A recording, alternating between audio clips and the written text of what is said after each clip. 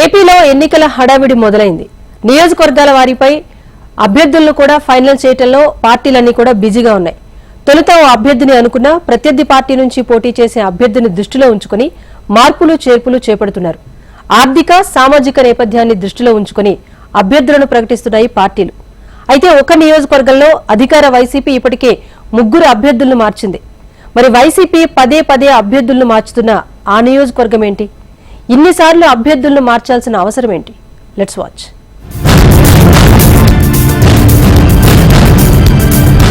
గుంటూరు జిల్లా మంగళగిరి నియోజకవర్గం అధికార వైసీపీ కంచుకోట. గత 4 ఎన్నికల్లో ఏ ఒక్కసారి కూడా ఇక్కడ టీడీపీ జెండా ఎగిరింది లేదు.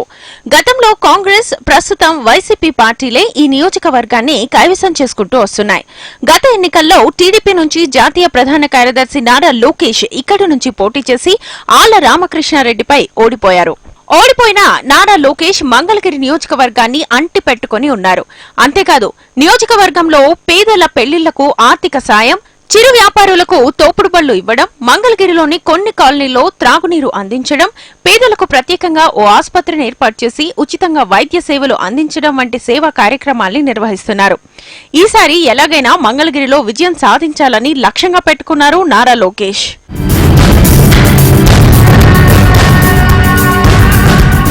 ఇక వైసీపీ నుంచి వరుసగా 2 సార్లు విజయం సాధించారు ఆళ్ల రామకృష్ణారెడ్డి. సీఎం జగన్ కు అత్యంత సన్నిహితుడిగా పేరున్న ఆర్కే గడిచిన 5 ఏళ్లుగా మంగళగిరి నియోజకవర్గాన్ని అభివృద్ధి చేశారు.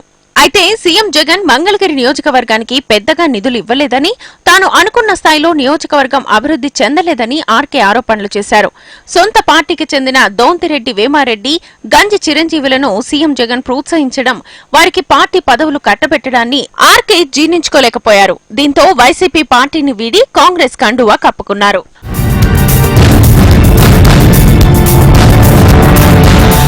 అయితే ఏమైందో ఏమో కానీ పట్టుమని 10 రోజులు కూడా కాంగ్రెస్ పార్టీలో లేకుండా సొంతగూడు వైసీపీకి చేరుకున్నారు ఆర్కే.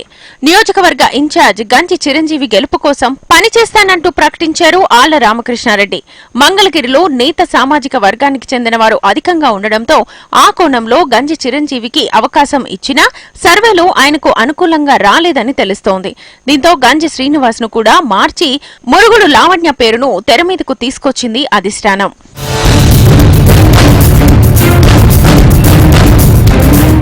మాజీ ఎమ్మెల్యే కాండ్రు కమల కూతురు, ప్రస్తుతం ఎమ్మెల్సీ మురుగుడు హనుమంతరావు కోడలు అయిన మురుగుడు లావణ్యకు ప్రస్తుతం నియోజకవర్గంలో సానుకూల వాతావరణం ఉందని వైసీపీ అధిష్టానం భావిస్తోందట.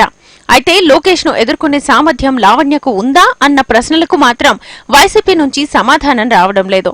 అయితే లావణ్య కూడా కన్ఫర్మ్ కాలేదని, ఎన్నికల సమయానికి మరోసారి అభ్యర్థి మారే అవకాశం ఉన్నట్టుగా వైసీపీలోనే చర్చ జరుగుతోంది.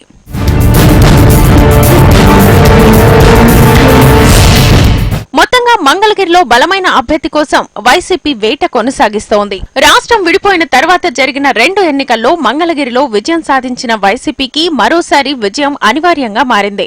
దీంతో ఎలాగైనా ఈ సీటును కొట్టేందుకు ఉన్న అన్ని ప్రయత్నాలు చేస్తోంది.